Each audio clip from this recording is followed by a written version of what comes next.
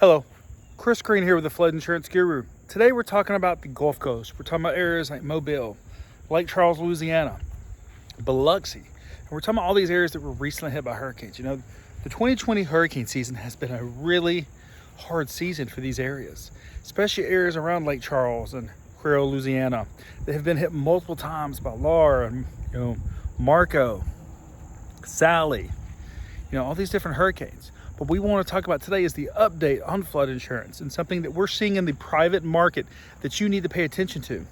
We just had an investor today that said, hey, I'm looking at some flood insurance options in Mobile on some investment properties I have.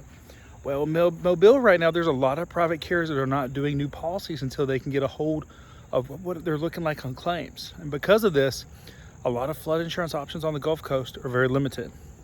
Now, this isn't a surprise.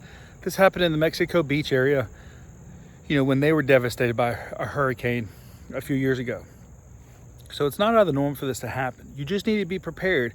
Maybe your flood insurance is coming up for renewal and you want to look at some private options, or maybe you've gotten a private quote that you want to get in place, but maybe you got it before the hurricane. Is it still good? You'll want to reach out to your insurance agent to verify this, because the biggest thing you want is a couple days before renewal, you find out that quote's not good. Now maybe you can't go and get the other policy you were going to have, or maybe you didn't pay it, and maybe you didn't meet the deadline.